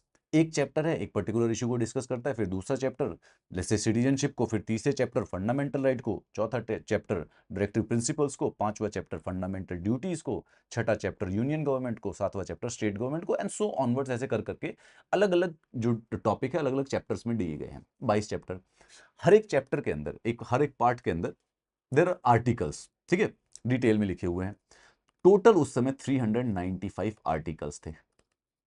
22 parts थे, 395 आर्टिकल्स थे. And then there were some schedule. Schedule is basically extra list जो कि कॉन्स्टिट्यूशन के पीछे लगी गई है. So there are 8 schedules, 8 schedules also. So this was the situation, or this was the, you can say, the structure of the Indian Constitution in 1949. और constitution के अंदर वी ऑल्सो फिगर्ड आउट, क्योंकि सबको पता था कि ये परमानेंटली थोड़ी ना हो सकता है, we'll need to change it whenever it necessary, हमें इसके अंदर चेंजेस भी करने पड़ेंगे। So there was an option of doing the amendment also, इसमें हम कॉन्स्टिट्यूशन के अंदर चेंजेस भी कर सकते हैं। We have defined a particular process, किस तरीके से किया जाना चाहिए। तो सिंस लास्ट 75 ईयर्स कॉन्स्टिट्यूशन के अंदर टोटल 106 अमेंडमेंट्स हो चुके हैं। सो हमारे पूरे देश में, देश हमारी जो सरकारें हैं, हमारे जो पार्लियामेंट है, उन्होंने पिछले 75 सालों में देश के संविधान में 106 बार संशोधन या बदलाव किया है। तो आज अगर हम अपना कॉन्स्टिट्यूशन उठाते हैं, जो प्रेजेंट डे जो डॉक्यूमेंट है, उसके अंदर ये बढ़कर टोटल 25 पार्ट हो चुके हैं, 25 parts. Then there are more than 470 articles, 470 के करीब आर्टिकल्स हैं, और जो ये शेड्यूल है, ये टोटल 12 शेड्यूल हो गए। So our first job is basically to understand this, ये पढ़ना है हमको स्पेसिफिकली कि भाई ये पिछले 75 सालों में क्या क्या चेंजेस हो गए हैं, बदलाव क्या क्या आए हैं। ये इन 25 पार्ट्स को पढ़ना है, इसके अंदर क्या क्या लिखा हुआ है, आर्टिकल 25 पार्ट के अंदर आर्टिकल है, उसके थ्रू पढ़ेंगे, और ये 12 शेड्यूल के अंदर कि क्या क्या इसके अंदर एक्स्ट्रा इन्फॉर्मेशन दी हुई है। This is what the chapter, this is what this book the constitution at work will do. तो ये कॉन्स्टिट्यूशन एट द वर्क वाली बुक है, ये यही बात को डिस्कस करेगी। इसका पर्पस सिर्फ और सिर्फ एक माइनर इंट्रोडक्शन देना है, एक माइनर इंट्रोडक्शन, बस छोटा सा। इसमें डिटेल में कुछ भी नहीं है, ये सारे के सारे 25 पार्ट यहाँ पर डिस्कस नहीं है। जैसे अगला जो नेक्स्ट चैप्टर है, उसके अंदर पार्ट 3, पार्ट 4 और पार्ट 4 थे, एक ही चैप्टर के अंदर ये तीनों की तीनों चीजें डिस्कस कर दी गई हैं, just giving you a small introduction. But as I showed you today, ये मैंने जैसे कि आपको यहाँ पे दिखाया था कि एनसीईआरटी क्वेश्चंस को हिट करती है, कॉन्सेप्चुअल जो बेस कॉन्सेप्चुअल्स हैं वो सारे के सारे। दिस इज द 2025, ये अभी जो 25 तारीख को जो प्रीलिम्स हुआ है, उसके क्वेश्चंस, वो जो टॉपिक्स हैं, and how they were mentioned in the which NCERT, हमारी जो 11th क्लास की एनसीईआरटी है, कितना मेंशन था ये स्पेसिफिकली। ये जिस भी ईयर के लिए करोगे आपको मिल जाएगा। तो इसीलिए ये हमारे लिए बहुत जरूरी है कि हम इस किताब को पूरा का पूरा करें। So today we have just started it. कल हम इसका सेकेंड पार्ट स्टार्ट करेंगे, the making of the constitution, which was the true beginning of the chapter. The making I have just introduced. Now if you still, and you will probably get the doubt, हमारा दो purpose होगा यहाँ पे। पहले ये हम 11th class की NCERT करेंगे, I think it will be done with in 5 to 6 days, ये 5 से 6 दिन के अंदर अंदर हो जाएगी, ठीक है। उसके बाद हम लक्ष्मीकांत को करेंगे, किताब को, लक्ष्मीकांत को। उसको करने का हमारा प्रोसेस ये होगा कि यूजुअली हम लक्ष्मीकांत के पीडीएफ्स को यूज नहीं कर सकते हैं, क्योंकि बुक जो है वो क्या नाम है, कॉपीराइटेड बुक होती है, ये इंटेलेक्चुअल प्रॉपर्टी। तो हम इसकी समरी सामने रखेंगे, I will open the book in front of you, और उसके बाद बुक के साथ साथ मेरे साथ साथ पूरा का पूरा पढ़ना जाना, ठीक है। अप्रोक्सीमेटली 2 महीने का समय लगेगा, हम पूरी की पूरी लक्ष्मीकांत को खत्म कर देंगे। लक्ष्मीकांत को खत्म करने के बाद then we will do all the mocks, या फिर हम बीच में भी कर लेंगे, जैसे 25 चैप्टर हो गए लक्ष्मीकांत के, we will start doing the mocks and the PYQs, ये प्रीवियस ईयर्स क्वेश्चंस भी सारे के सारे कर लेंगे। Once we are done with this, उसके बाद सिर्फ और सिर्फ प्रैक्टिस और रिवीजन रहती है पॉलिटी के अंदर, right. If you want anything else, आपको और कुछ भी जरूरत लगे, तो यार this is the Telegram, Instagram basically, जहाँ पे आप मुझे रीच आउट कर सकते हो, यहाँ पे मैसेज कर सकते हो, and you can, this is this Telegram also, दोनों का सेम ही हैंडल है, टेलीग्राम एंड दी, इस पे आप दोनों किसी भी ग्रुप पे आप मुझे मैसेज कर दीजिए to reach out to me. Let's start studying. 2026 is approximately 360 days ahead of us. 360 days is what a person takes to become the Indian Administrative Service Officer. But 360 के 360 दिन जो consistently पढ़ता है, तो I will promise you that your polity and your history will be done on this YouTube channel 100%. Each and everything, whatever जो भी पढ़ाई में लगता है पॉलिटी और हिस्ट्री की, this will be done here. But we will just follow the principle of minimum sources. Doing one source at least 5 times will lead to success, rather than doing 5 sources but one time. I'm Amit Varidikallur. I'm Amit Varidikallur, and this is the polity session of the UPSC Civil Services exam.